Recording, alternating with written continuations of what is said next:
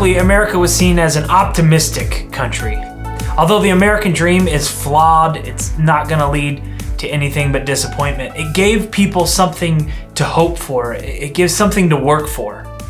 But that seems to be rapidly changing. Pessimism and cynicism are changing America. Even though Americans are healthier, wealthier, and freer than we've ever been before, 56% of Americans think the next generation will be worse off than we are, with no evidence for that belief. Unfortunately, the American church has fallen into the same trap. The church seems to believe that a life of pessimism is the desirable option. And that's counterproductive because people choose to follow and believe people that they want to be like. And people aren't drawn to negative people. When we talk to people about what we believe, the first thing that they think about isn't whether we're right or wrong. It's about whether they like us or whether they want to be like us. In other words, people first see truth as relational. That's why what your parents believe played such a big role in helping you believe what you believe. If you had a good relationship with your parents, there's a good chance that you believe something similar to what they believed. If you didn't have a good relationship with your parents, you probably reject what they believe. Pessimism has a negative effect on the way the world sees the church. It's not attractive. And considering our primary objective to make disciples of all nations, our pessimistic attitudes don't help. If I want to be like you, then I'll consider what you believe.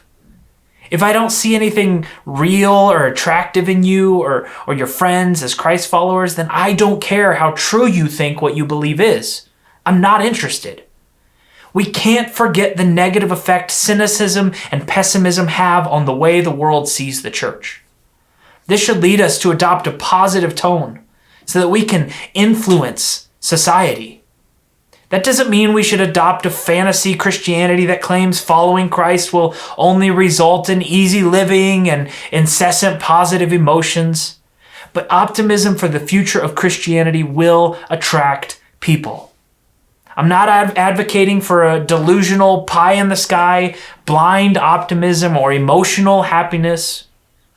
I believe that God has given us plenty of reason to be positive and even optimistic. I'm arguing for optimism that is well-founded in the truth of biblical prophecy and the experienced faithfulness of God. I think that kind of optimism can be compared to Christian faith. We aren't confident in ourselves, we are confident in our leader. And our faith in him has no expiration date. Faith is confidence in what we hope for and assurance about what we do not see. Christian optimism is hope and faith in God. It trusts that God has a plan and that he is powerful enough to accomplish it. When Haman planned to kill the Jews, Mordecai appealed to Esther to stand up for the people of Israel with one of the most iconic challenges in history. Perhaps you were made queen for such a time as this. But he preceded his challenge with an optimistic statement about the sovereignty of God that blows my mind. He said, "If you keep quiet at a time like this, deliverance and relief for the Jews will arise from some other place." Mordecai knew that it was possible for Esther to fail, but he also knew that God would not. Christian optimism is not an emotion. It is a decision to respond to hard circumstances with hope for the future. It trusts in the sovereignty of God. So with that trust in mind, it's time for Christians to point more often to successes, to advancement, to peace, to the decline of poverty, to the growth of the church, and to the advancement of freedom that is all around us. We've been brainwashed to believe that goodness is decreasing, but that is demonstrably false. And I know pessimists will say, "What do you mean the world's getting better? Just watch the news." And that's the problem. Cable news is misleading us. They're on TV 24 hours a day, so they are scouring the world looking for bad things to report about. By the way, that's causing more bad things that they can report about. Before cable news, atrocities happened all over the world and no one knew about it. We never see a journalist saying to the camera, "I'm reporting live from a country where a war has not broken out, or a city that has not been bombed, or a school that has not been shot up." As long as bad things have not vanished from the face of the earth, there will always be bad things to fill the news, especially when billions of smartphones turn most of the world's population into crime reporters. Humanity is winning the war on famine and poverty. Violence and war are becoming more and more rare, and freedom is expanding. Knowledge is increasing at a staggering rate. Crime is plummeting, and legal slavery has all but disappeared. Racism and sexism are declining, and the best news is that the church is growing. And still, they find never-ending activity to complain about. In 1999, many of the families in the small church our family attended heard rumors of a computer bug that was going to cause computers all over the world to crash. The theory was that these crashes would lead to nuclear fallout and food and water shortages and economic collapse. So our family stocked food and water, and we withdrew the little amount of cash that we had from the bank and just stored them. That week, my mom's purse was stolen with all my money in it.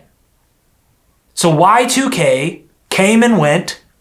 Our computers were fine, but my money was gone.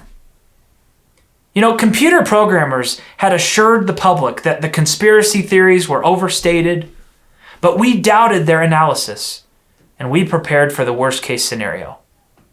For a few months, we were all preppers. We are naturally drawn to fear. Every day we experience triggers that prompt negativity and push us into the fight or flight mode. These triggers are like bees landing on us. Because our natural defense mechanisms, we can't help but think about the bee that landed on us. Sometimes we can just swat the trigger away, but other times they sting us. And when that happens, the pain is all we can think about. Positive things can also trigger us. We can be positively triggered by a loved one, by a beautiful picture or a song. But positive triggers don't grab our attention as easily as negative triggers. Usually we have to go out of our way to give attention to a positive trigger. But negative triggers, they grab our attention. God, the maker of our bodies, and therefore our brains, speaks through King David when he says, "Take delight in the Lord, and he will give you the desires of your heart." David connected delight and achievement in that order. The wisdom of David knew that delight often comes before accomplishment. Theologians and scientists alike are beginning to understand the important intersection of spiritual formation and brain research. The Apostle Paul also seems to tap into the benefits of optimism. He writes to the Corinthians, "That is why, for Christ's sake, I delight in weaknesses, in insults, in hardships, in persecution, in difficulties. For when I am weak, then I am strong." It was delight that gave Paul strength. So will you allow delight in the Lord to give you strength?